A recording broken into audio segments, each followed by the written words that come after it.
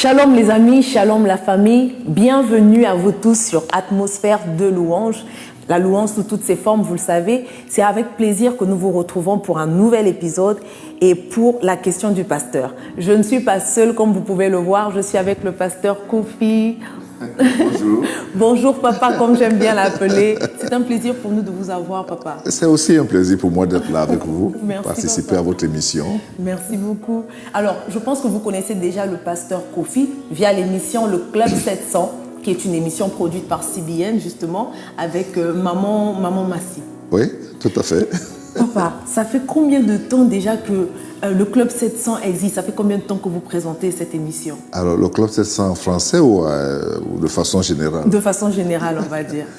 Disons que Massi et moi, nous sommes peut-être, si je ne me trompe pas, parce que ça fait long quand même, plus de 18 ans bientôt. Wow. Bon, mais je suis là un peu plus, ça va faire plus de 20 ans.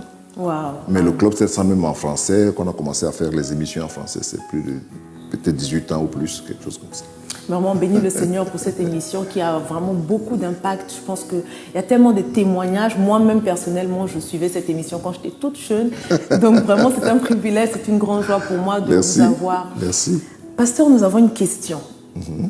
Au sujet de Gédéon, l'histoire de Gédéon dans la Bible. La question d'aujourd'hui, c'est pourquoi le Seigneur a choisi Gédéon, qui était, on nous le dit même dans la Bible, le plus petit dans sa maison, qui était la plus petite des maisons dans ce temps-là. Pourquoi le Seigneur a-t-il choisi Gédéon? Bon, la réponse peut être à plusieurs niveaux, mais je vais la donner pour que chacun de nous puisse quand même comprendre. La première chose, c'est que les voix de Dieu ne sont pas nos voix. Et comme il le dit dans sa parole, ses pensées ne sont pas nos pensées. Sa façon de voir les choses ou sa vision des choses n'est pas la nôtre. Ce que nous considérons, c'est pas ce que Dieu considère.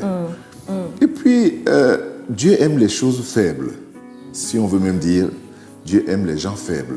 Quand vous êtes déjà trop fort pour Dieu, vous ne lui servez à rien. Donc, on peut aller dans ce sens. Pourquoi a-t-il choisi le plus petit? Peut-être parce que c'était le plus faible, mais aussi le plus fort. Attention, parce qu'il était le plus faible, mais le plus fort.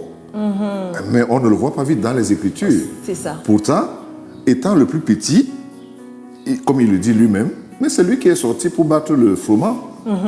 C'est-à-dire, c'est lui qui courait le risque. C'est lui qui prenait le risque, c'est ça. Voilà, pour aller mettre les choses en sécurité. Où étaient donc les aînés? Le plus petit avait plus de courage. Donc, notre façon de voir les choses, la façon de Dieu est toujours différente. Et c'est justement... c'est comme ça. Et puis, il le dit encore dans 1 Corinthiens, il a choisi des choses faibles pour confondre les fortes, ainsi de suite. Yes, amen, pasteur. Et c'est justement quand il battait le froment que le Seigneur est venu le rencontrer. Voilà. Moi, ce qui a attiré mon attention, même en lisant justement l'histoire de Gédéon, c'est qu'il répond à Dieu en lui disant pourquoi. Il lui dit, ah, mon Seigneur, si l'Éternel est avec nous, alors pourquoi toutes ces choses sont-elles arrivées? Et c'est des fois des questions que nous posons au Seigneur quand le Seigneur veut nous utiliser, ou quand il nous arrive des choses, on se dit, mais Seigneur, si tu es vraiment avec moi, pourquoi ça m'arrive? C'est une marque de dépendance. En fait, Gédéon était un peu perplexe de tout ce qu'il avait entendu concernant la main de Dieu sur Israël et toutes les histoires si glorieuses. Et ce qu'il vivait, c'est-à-dire la réalité par rapport à la vérité. Yes. Et il était donc, c'était normal qu'il pose cette question. Pourquoi ceci nous arrive alors que j'ai appris que, et la réponse de Dieu est très simple encore une fois de plus, Fred, c'est-à-dire que Dieu l'amène à faire la même expérience.